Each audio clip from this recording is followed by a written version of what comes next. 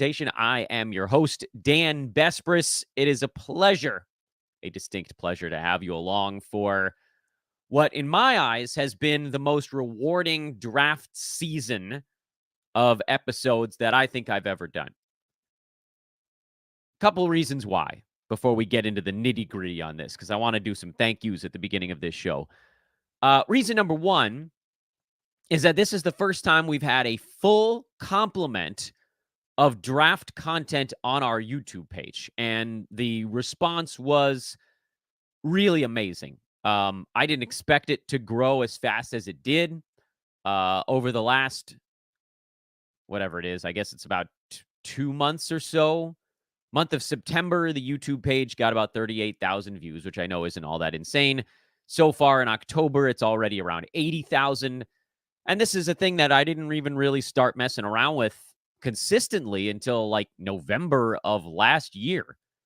So to see it take off, to see that we're now looking at a situation where, YouTube is going to be probably 100,000 views in a month, which I know, not that much compared to like bigger cheese on YouTube. But you throw that on top of the large numbers on the traditional podcast channels, and this is easily going to be the biggest single month in the history of fantasy NBA today. And there's just not going to be anything close when you sort of push everything together that we've done. So thank you for that. That's been absolutely incredible. I am thrilled. I am flattered. I am blown away. I don't want to say I'm humbled because that gets turned around a lot. I'm not humbled. I'm actually just happy about it. It's cool. Other reason that this draft season's been so rewarding is that I feel like I've kind of settled into a rhythm. I tried not to do too much extraneous stuff this year. A lot of times I get pulled in about 55 different directions. I tried not to do that this season, so that made it a little bit easier on my brain. And now we got to start to transition our minds to the next phase of things. Like basically, as soon as this show is over, then it's time to get to the next stuff. So let's review 4 real draft results that my team, you'll get to see the names of my teams. I couldn't think of a better way to do this than just to scroll through a couple of web pages. So we'll go kind of low tech on this one. And basically, the moment that this show ends, we switch to in-season mode, which is heavily on social media, might I add. So if you're watching this show and you're not following over on Twitter, it's at Dan Besbris, DanBesbris. We do a lot of stuff over there. As news breaks, I want to try to get it to you as fast as humanly possible. Can't do that on a pod, unfortunately. You can get the deep dive stuff, and I definitely want you guys to keep watching and listening. It's a big part of what I'm doing here, but you can get stuff faster on social media. So definitely come hang out with me over there. And we'll have a show later on today with Derek Ball, who does the week ahead piece at Sports Ethos. He is a master of assessing the week. What teams have good schedules, bad schedules, schedules on low traffic days, streaming options. We'll go through all that stuff in a second show later on today. And then starting tomorrow, we're basically a 1 show a day program again. Unless I come up with some other idea and or a whole bunch of extra time, that's the way it's going to be. But let's go ahead and dive in today. I want to make sure that the folks that are watching with us can actually enjoy. Let's see here. Where's the one that I wanted to go to? They can enjoy the draft results in real time. This is starting with a Roto League here. So let's get the Roto League on the board. Again, I couldn't really think of a better way to do it than to just share my Yahoo draft results screen. So if you're on traditional pod channels and you're listening in and thinking, damn it, I'm missing something fun, you're not really. It's just a very small visual aid. My team, which is very cleverly titled Public Roto 9th 2, because I like to label my teams by what the setting is and what pick number I had. Because once you get into 7, 8, 9, 10 cash leagues, and they're all listed on that one big Yahoo board, you want to be able to switch quickly to the one that you're thinking of. So for me, it's like, all right, I want to make sure I get to the Roto League. I want to make sure I get to the one where I started with Kevin Durant. And then there's this one. Of course, if you do like 3 Yahoo Roto Leagues and you get the 9th pick in 2 of them, it sort of blows up your ability to catalog or organize what your team's names are, but let's not worry about that. That's just something that happens to Dan. I got 9th pick repeatedly. I got 11th pick repeatedly this year. And then in a couple of leagues, I managed to squeeze out like a 1 or a 3. And that was a nice little twist here. So this league, and we're going to go through my picks basically and how that all shook out. This was one of the weirdest drafts that I've ever been a part of. I know people are like, oh, those Yahoo public prize leagues, they're just a bunch of jokers. They're often not. But this particular one, I don't know what it was about this specific $50 Roto league. It's not a big one. The people were just so strange. There were so many big swings getting taken in this one that it left the board in such a wild way for me that I couldn't believe it. So let me just list off the picks and we'll go through them with some general thoughts kind of on each team as we go through all 4. I had the 9th pick in this one, so you guys can do the math along with me, or I'll just announce it. 9th, I took Kevin Durant. For Roto, I think he's just a fantastic way to start your team. I know that there's going to be fears about rest days, and maybe those are legitimate, although historically we've seen that when Kevin Durant is healthy, he insists on playing, for better or worse. Let's just hope he doesn't have the one big, sprained MCL that costs him 7 or 8 weeks, and I think we'll get a much better number this year. But again, from a Roto standpoint, there are very few players in the NBA who have a more Roto-friendly game than Durant. The only category where he is sub-average against the league is steals at 0.7 last year instead of, 1 would get him to about league average. He is a significant boost in blocks at 1.4 from your forward position. He is one of the best percentages guys in the NBA. In fact, I think if you look at both percentages and assess them together, I believe he is the best percentages player in the NBA. His assists were at 5 last season. There's no reason to think those don't stay relatively constant on a team with 2 very good scorers. Rebounds will stay somewhat constant, especially with DeAndre Ayton gone. So Durant's rebounds might even go up, depending on what you think Nurk does. 2 threes, maybe that comes down a little, 29 points. Maybe that comes down a little as well, but just amazing across the board. And so a really nice way to start your Roto team. I went Kyrie Irving at 16, and you guys will notice that Kyrie is probably the guy who ended up on the largest number of my fantasy teams, and I'm honestly okay with that. The dude's a little bit of a clown at times, and he's in and out of lineups for all sorts of goofball reasons. But from a fantasy standpoint, getting him at 16 or deeper, which I think you'll probably see in some upcoming drafts, is a damn steal. He was number 9 on a per-game basis last year, largely playing alongside a Kevin Durant or a Luka Doncic. He was a top 10 player alongside Luka down the stretch, and Luka's dealing with a calf issue that's been going on for months and isn't just going to magically go away. So I'd expect him to miss 15 to 20 games, and even if Kyrie misses 15 to 20 himself, the per-game numbers are going to be so good, they'll counterweight whatever you lose in his, 18 missed games this year. And Kyrie, like Durant, is very close to a positive impact guy in almost every category, too. Especially from a point guard slot where he is eligible, point guard, shooting guard. He's a positive field goal percent guy, great free throw shooter, steals good, blocks very good for a guard at 0.8. Assists are fine, and if you pair that together, I've got this sort of like kind of okay start to assists. My team's a little low on rebounding, but good threes, 5 between those, good scoring between those two guys. Like, from a Roto standpoint, you couldn't ask for a much better, well-rounded start.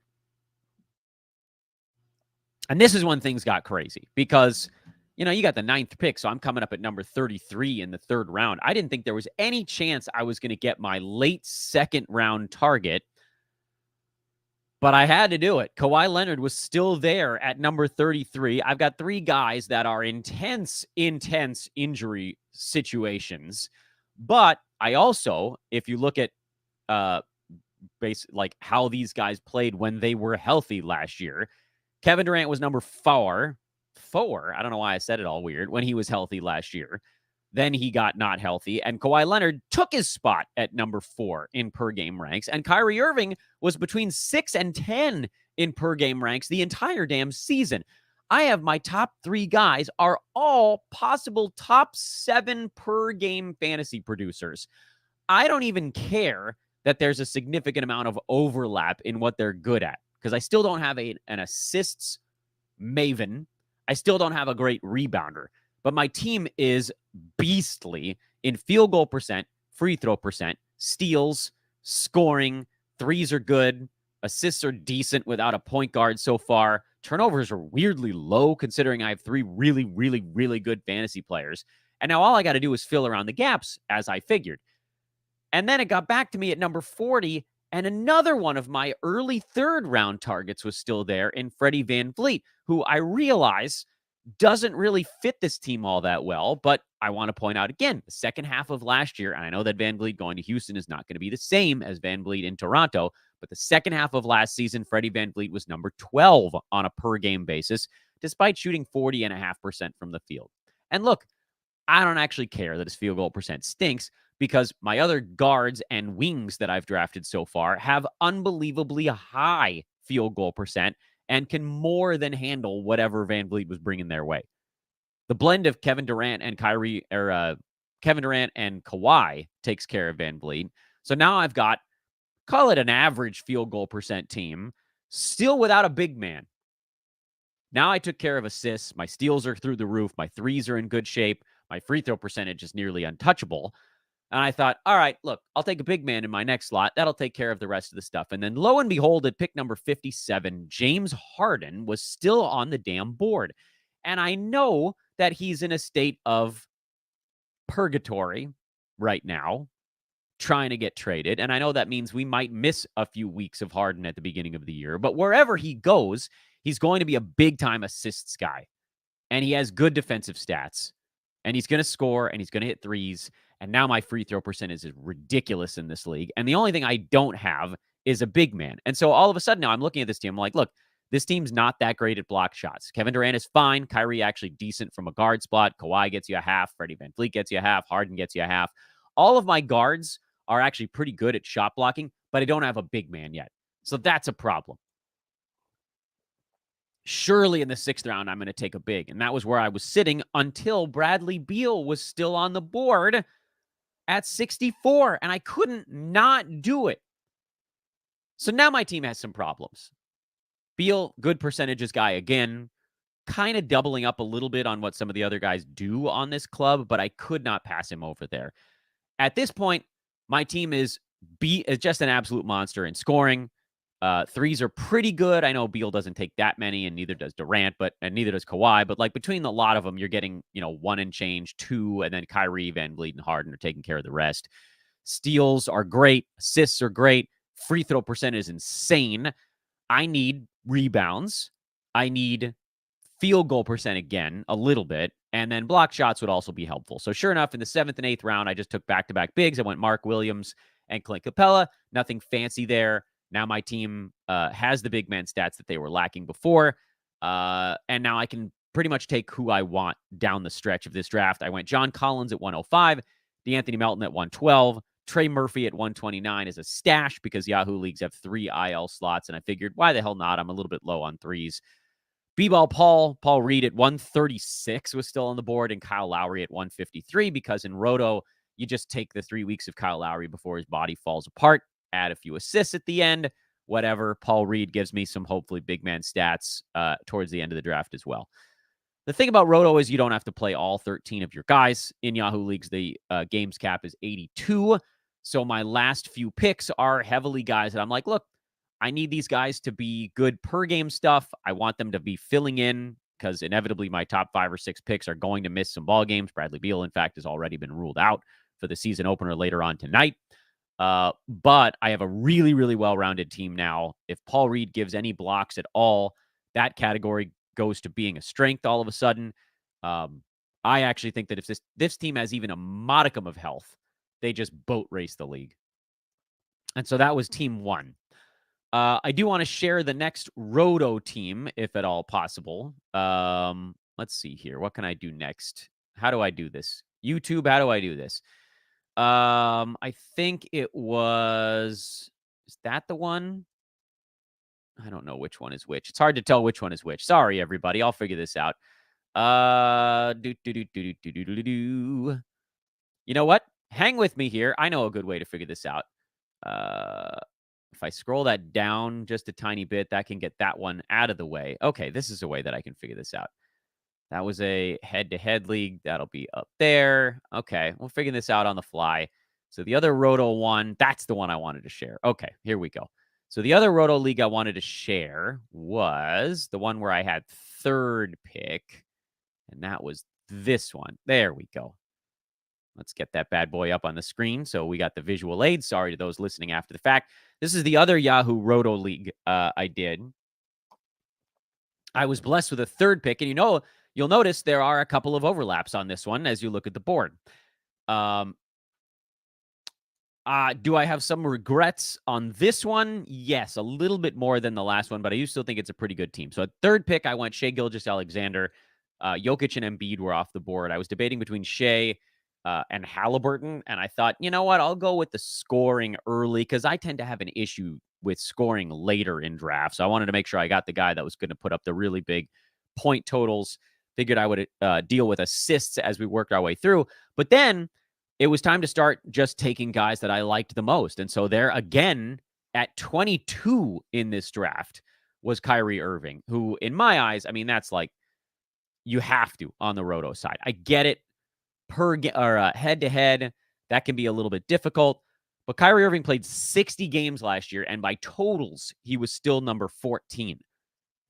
If he gets to 62, 63, 64 games played, he's an easy first rounder by totals as well. And so getting him at 22 was a total no-brainer. The pairing with Shea Gilgeous-Alexander is a little bit unusual, but you do get good blocks and good percentages and good steals out of guards in this spot. Assists are probably a little bit low considering I have two guards on my team. Rebounds are fine. Both of these guys rebound relatively well, actually, for the guard spot. Threes are a little bit low. That's because of Shea. So that's what's kind of going through my head after two picks. Third pick in this one, I went Kawhi again. And that's something you guys will see as a theme for me on the Roto side. I don't mind the missed games. I want the guys that are going to go full lunatic mode on a per game side. And Kawhi is that. Again, I get boosts in steals. I have three guys that block shots relatively well for their positions. Rebounds are still low. Assists are still a little bit low.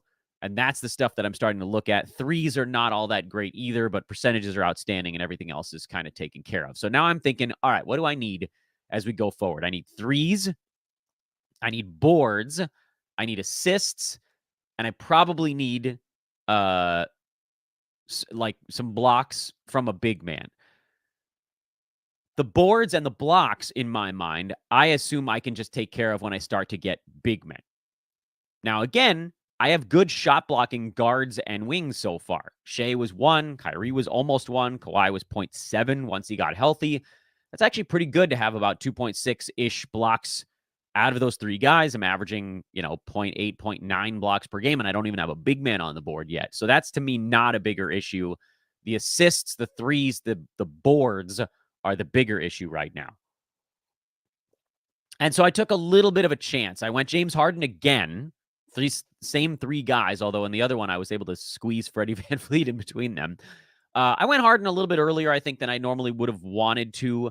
But he does take care of the assists and the threes part once he lands at some place. So I'm going to need to make sure this team kind of stays afloat in those two categories until Harden comes back. But once he does, he takes care of that.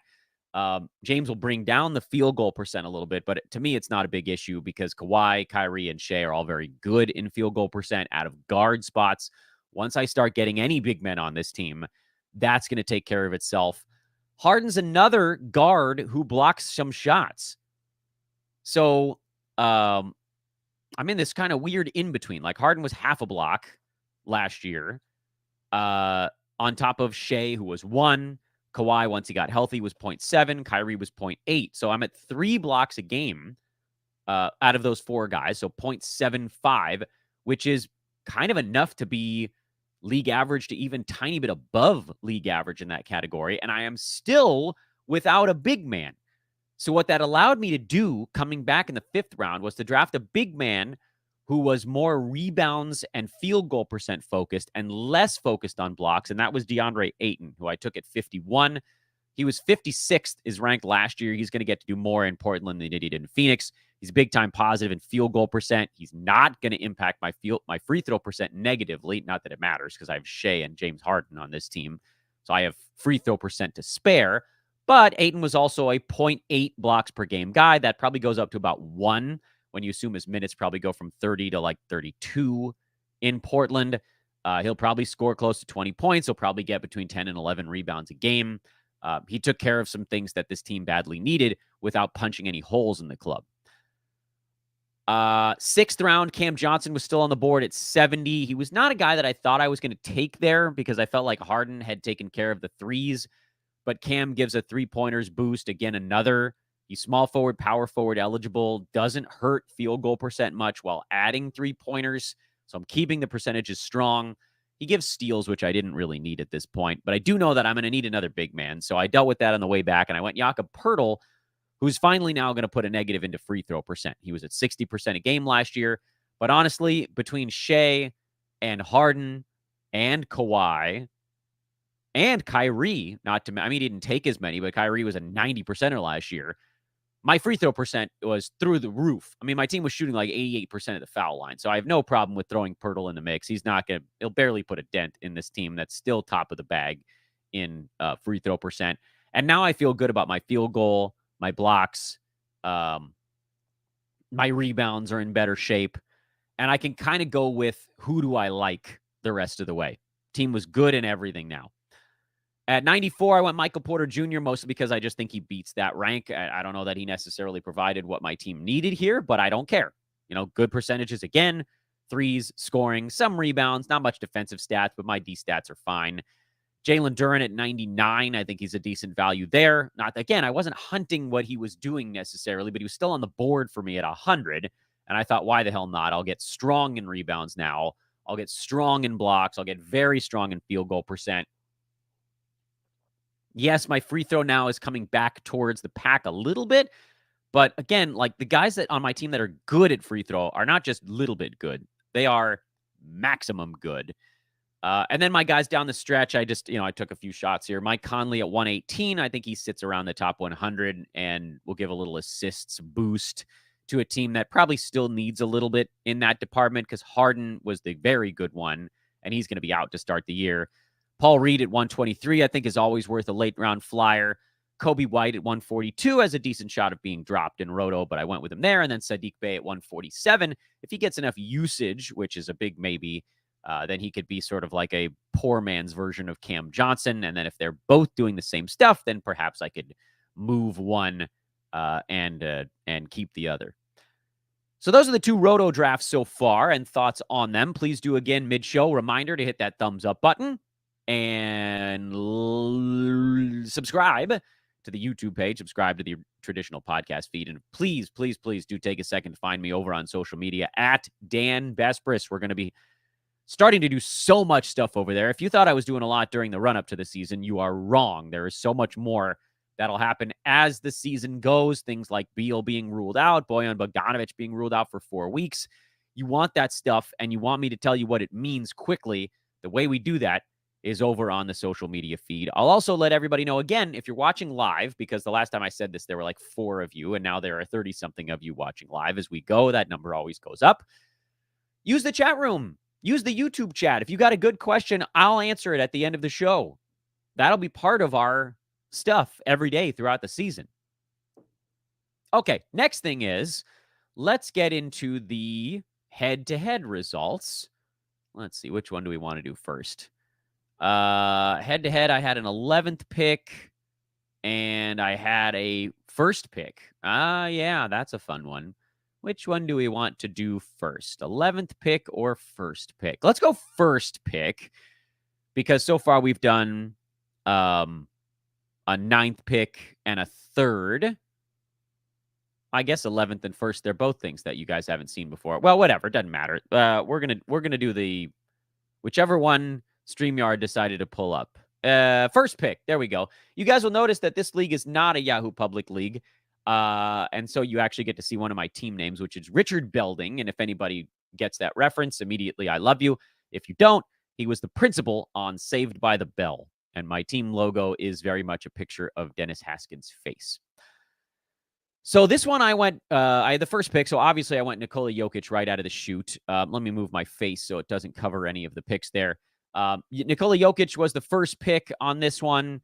At that point, you're not making any critical life decisions on, what you're doing with the rest of your team. I know when you have Jokic right out of the chute, there's an inclination to say, okay, what am I punting?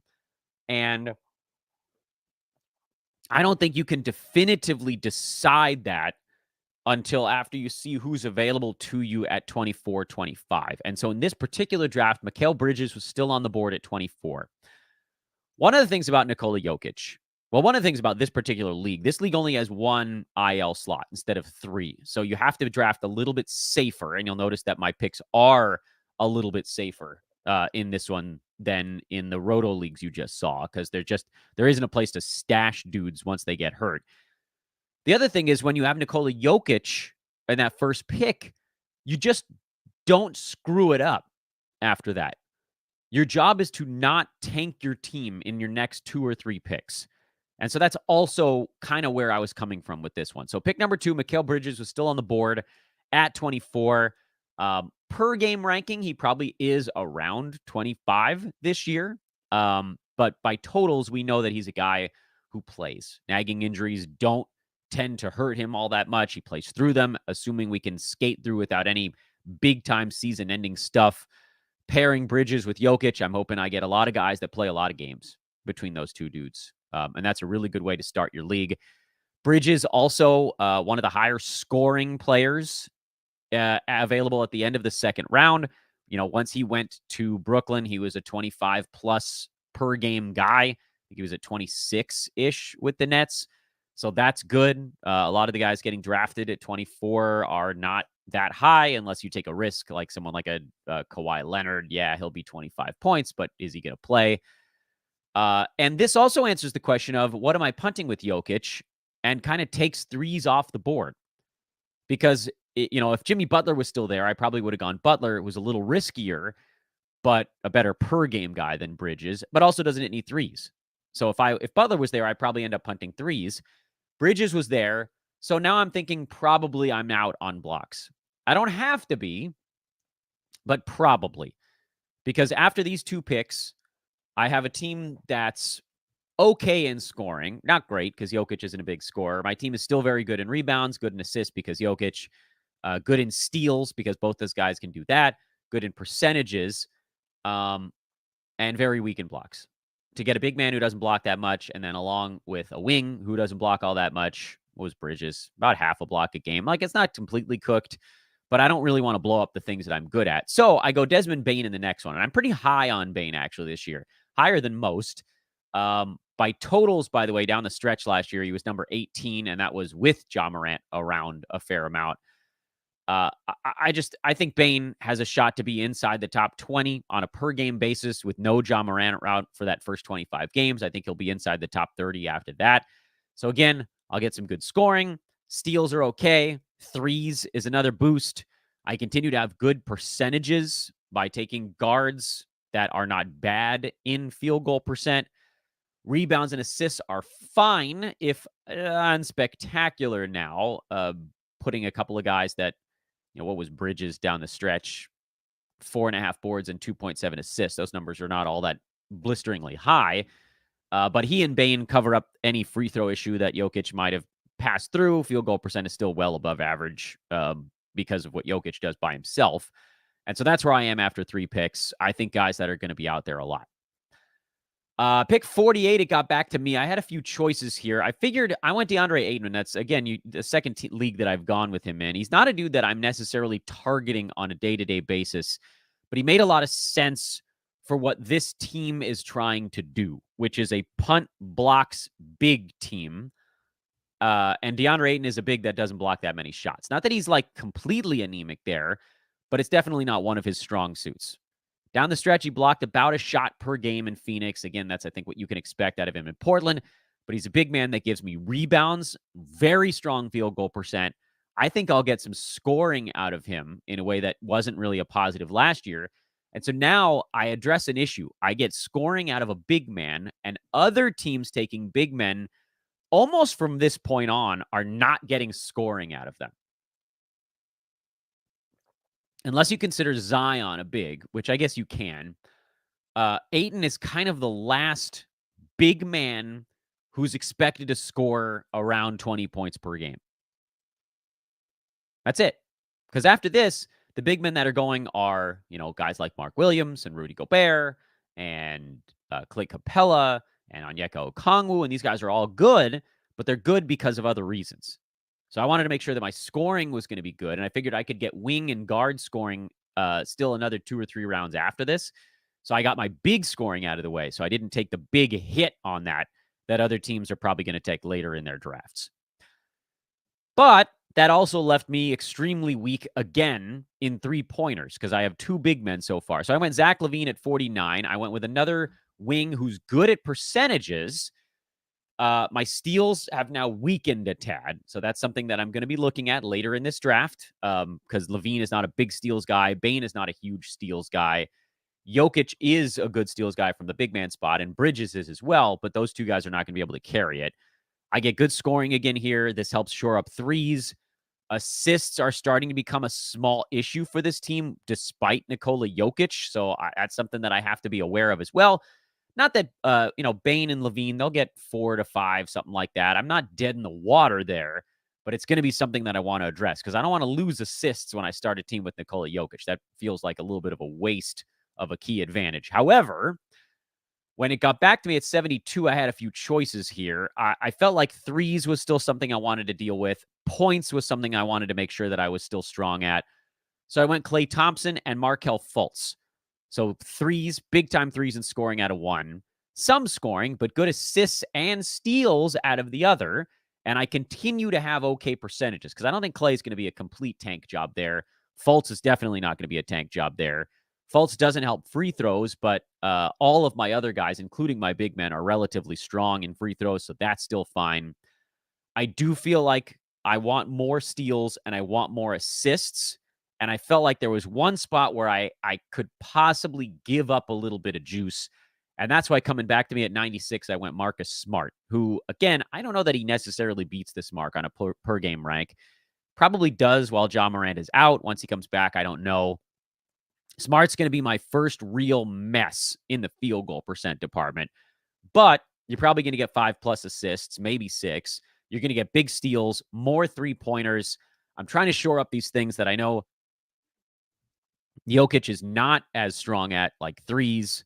And I think I've done that. And at this point, I'm starting to think, okay, where are my problem spots? But also, what do I need to make sure that I definitely win? Because this is a head-to-head league, and I feel like I can win assists most days with Fultz, Smart, and then big assists out of Jokic.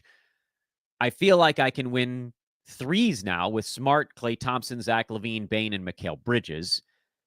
But I want to make sure that I lock in a few things. So field goal percent should be something I win when you start with Jokic. So I went Jalen Duren at 97. Also should lock in rebounds. Duren, Ayton, and Jokic, 3 guys that should probably all be 10+ rebounds a game. Duren's free throw percent is a little bit of a concern, but I'm hoping that my team can handle it. That's kind of this like, okay, if I don't win free throw percent, it's not the end of the world because I don't make sure that I have my 5. And now at this point, I'm going with picks that I think have some upside. So DeAnthony Melton I think is an upside play. He fits this build. Zach Collins is an upside play that may or may not fit this build. Emmanuel Quickley definitely fits this build as someone who potentially could score, although the Knicks didn't extend him, so maybe that doesn't mean he's playing as much. If I have to turn him into a streaming slot, that's fine. Christian Wood, also kind of a flyer play that probably gets punted, but, big man who can space the floor a little bit, get some rebounds, does some scoring. Those are things that I want out of my big guys. And then THT at the very last pick could actually blow up this build. So there's a kind of a high probability that he ends up back on the waiver wire or as trade bait because he's bad at 2 things that I want to win, which are the percentages. And but still at 168, we saw him put up some pretty big numbers in the preseason. I thought that was sort of a worthy risk to take. But the one thing that you want to look at the end of your head-to-head draft, and I was using our draft tracker at Ethos,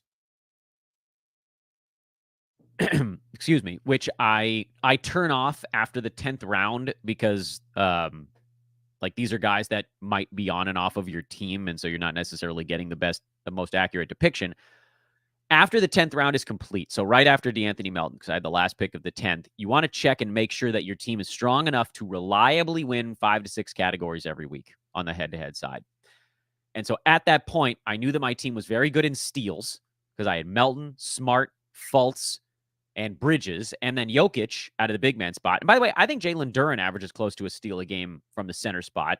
He showed himself to be pretty good steals big in the second half last year once he started to get playing time. So I'm pretty sure I'm winning steals. I'm pretty sure I'm winning boards between Duren, Jokic, and Ayton.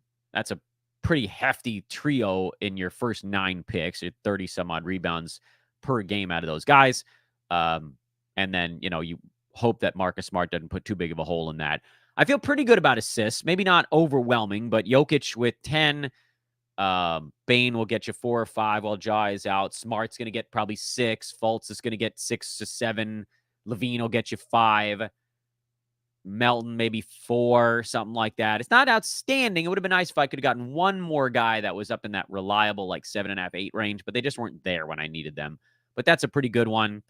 Field goal percent between Duren, Ayton, Jokic, very strong. And then the fact that my early guards like Bane and Levine and Bridges are not bad at field goal, I think that keeps that in pretty good shape.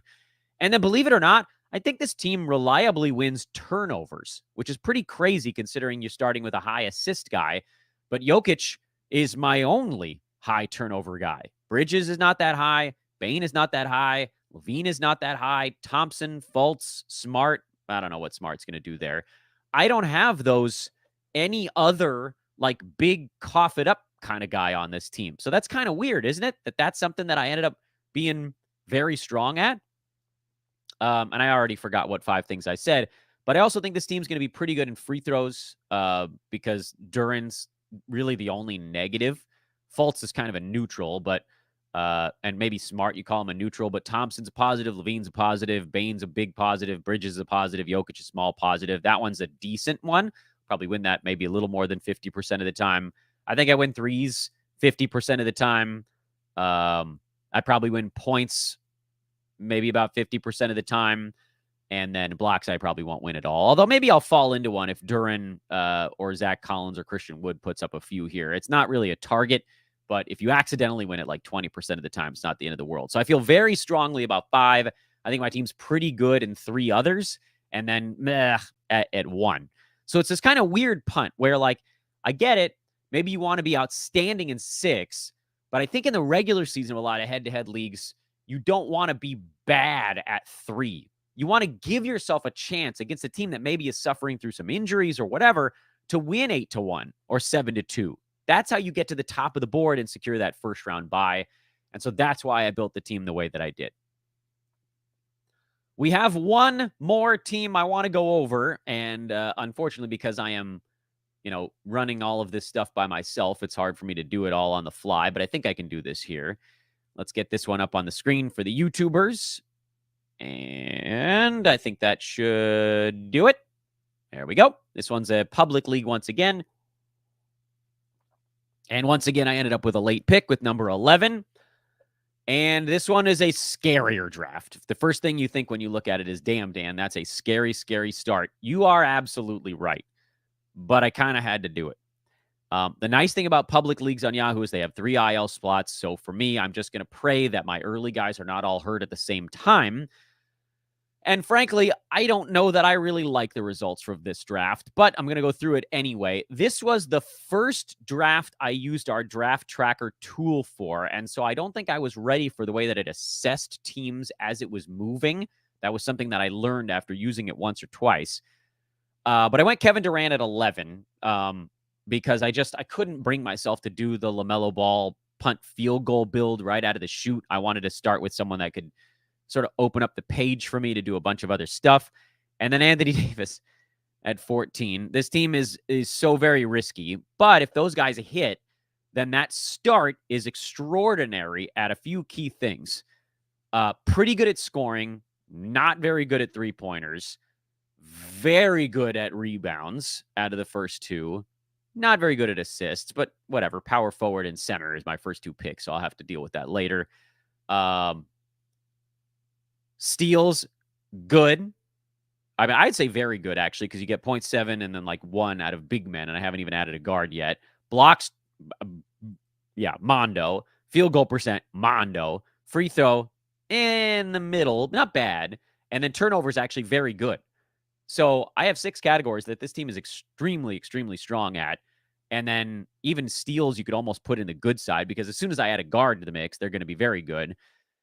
I don't have another pick until 35, and I'm just looking and thinking, okay, I got to get a guard. I have to get a guard. If I don't get a guard here, I'm going to be in real trouble. And then I got 2 back to back. And so this team went from 6 extraordinary categories to crazy balanced, because I went Freddie VanVleet and Darius Garland at 35 and 38. And now the team is like pretty good at free throws, pretty good at assists, pretty good at threes, pretty good at boards, but not great anymore. Really not that great at boards. This team became okay at everything. And that's not really what you're necessarily trying to do on a head-to-head side. But we've seen a million times how hard it is to rack up assists late. And so I figured I'd take 2 and then make a call on what direction my team wanted to go a little later. I went Jarrett Allen at 59, who now pivots this team back into a little bit stronger. On the big man side, I was all over the map here. Cam Johnson at 62, because I could tell this team was going to be weak in three-pointers if I didn't go that direction. This team ended up building a bit more like a roto club. And I went Michael Porter Jr. at 83 and Markelle Fultz at 86. Like, I don't even know what the hell I was doing at this point. I started to think, all right, I'm just going to build a balanced team and lean into some sort of strengths as the year goes on. Draymond Green at 107, who's out to start the year, so annoying there. Time Lord at 110, mostly just because I thought he was kind of a value at 110.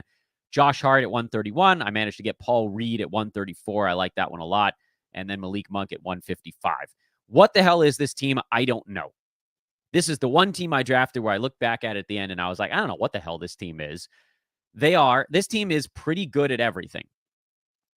This team would be very good in Roto, but in head-to-head, I don't know what this means. Am I going to lose 5-4 every single week?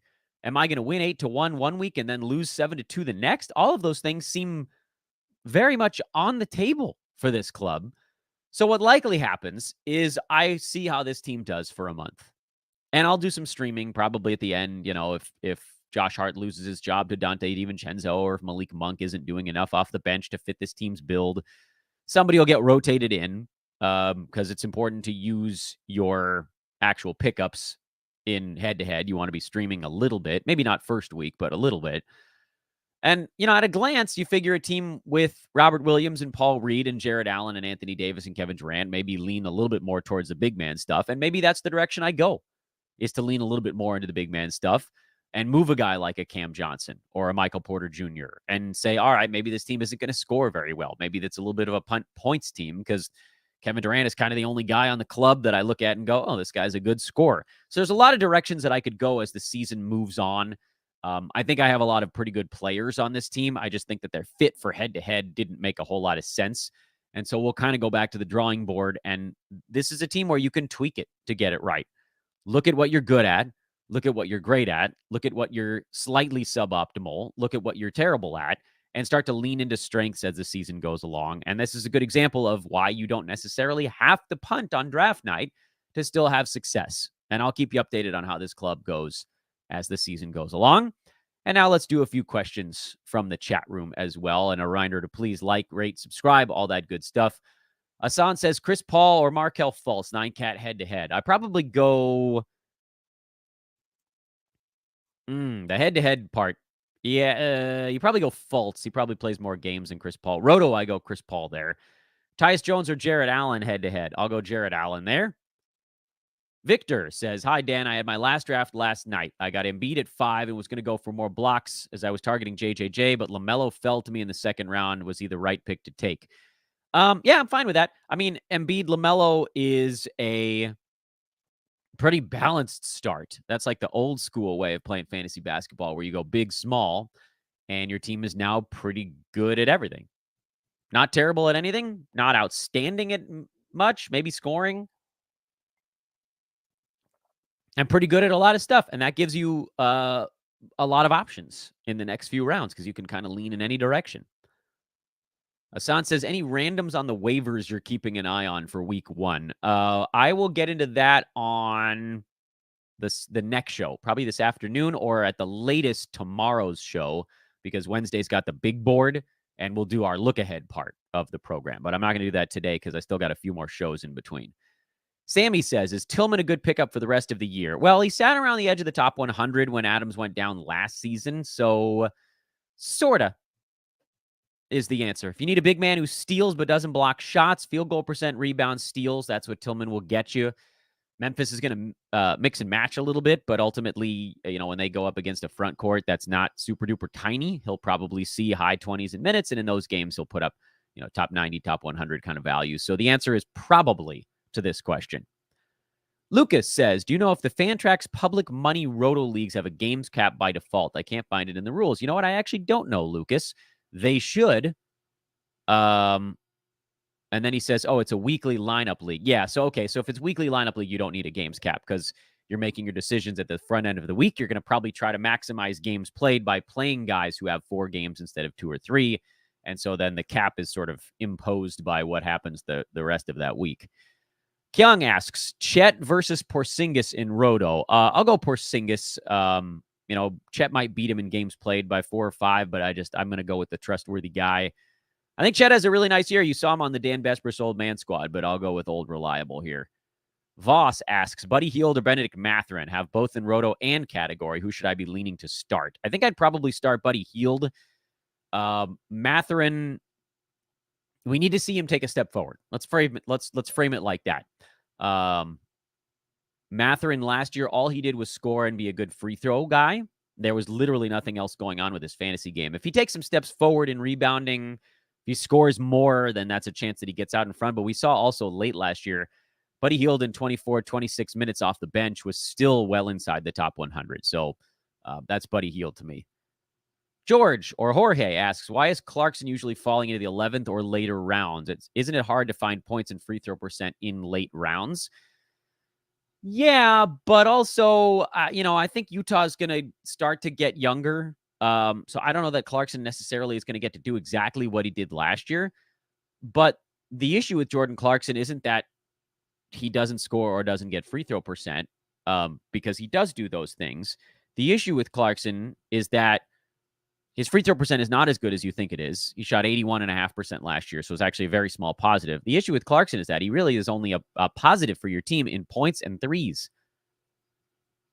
Negative in rebounds, big negative in steals for a guard at 1.5. He doesn't block shots. His field goal percent is a negative. His turnovers are weirdly high. He has, I would argue, 5, 6 things he's quite bad at. So sure, if you need 21 points and can suffer through the dings and all that other stuff, yeah, that's fine. But there was a reason he finished at number 184 per game last year in 9Cat. It's because there are more things bad than good. Sack accountant Jeremy Sohan was dropped in my 10-teamer. Should I burn number 1 waiver price? No. 10-teamer, I don't actually think he's a 10-team play unless he fixes his percentages. And I also think the Spurs are going to be rotating him around. I know he's starting as their point guard, but you'll see Trey Jones get a lot of time there. So no, I wouldn't burn a waiver on him in a 10-teamer. Brown Boy Jr. Somehow Embiid fell to me at pick 5 and Dame fell to me in the second round. How lucky am I and how jealous are you? Me being ridiculous. That's crazy. So 5th pick would get you what, 19? Is that the 19th pick in the next? I didn't screw up the numbers. Amazing start. Embiid and Dame, very jealous. Razor says, who would you pair Halliburton with at pick 17 in a head-to-head 9-cat? Unless you're punting points, you're going to want to get somebody in that second round that scores a bunch. So that's the way you want to look at that. But I wouldn't look at it necessarily from just like a strict pairing standpoint because if you get too focused on that, you'll forget to actually draft a really good player. So please don't spend too much time hovering over the pairings for Halliburton, because a lot of guys in the late second round are great basketball players, and you're just going to want those dudes. Late second round guys, mid to late second round guys, Donovan Mitchell I like a lot, Bridges, Bane, JJJ, Jimmy Butler. If Kyrie falls that far. So, I wouldn't worry too much about the pairing thing. I would think, okay, what do I have after I take my favorite second round guy? And then start to think, do you lean into it or away from it as you get to the third, fourth round at that point? Lucas says, did you do any auction draft roto leagues this year? I did not. I'm not a big auction guy, and I've basically told everyone the following statement. Once my children don't need my attention, then I will start doing auction drafts, because they're longer and you cannot walk away from your machine. And I can't really do it during the normal business day because I'm doing all this other stuff for these pods and for Sports Ethos. And so if I'm just like laser focused on an auction draft for 2 hours in the middle of a work day, no, that's not going to work. I don't have 2 hours where I can't be focused on something else on a weekend. Nope, that's not going to work. But snake draft, I can do, because on Yahoo, those take about an hour, 10 minutes. You can walk away between picks, especially if you're near a turn. And that's just the way I have to slot it into my life right now. So long answer to a short question, no. Wayne, last question, then we're wrapping it up at the 53-minute mark. Hey, Dan, if you're rostering Poeltl and Duren together, will having Butler and Shea be enough to cover the free throw percent hit? Okay, so, I mean, we can go a little bit on last year. Now, it's impossible to know if those two guys do the same or less. They are both extraordinarily good, positive impact free throw guys. The answer, if these guys repeated, like if Poeltl repeats what he did last year, Jimmy Butler kind of wipes him out by himself. Poeltl's a slight bit more of a negative than Butler was a positive last year, so that would put you just a little bit below average. Jalen Duren, let's assume that he does about the same damage to your free throw that Jakob Poeltl does, and Shea would be a bigger positive than that. So the answer is yes, you'd be a little bit above average. It's funny to have Shea and Butler and not be a great foul shooting team. It feels kind of like you're wasting it a little bit. So I would say get one more good free throw shooter in like the third, fourth, fifth round.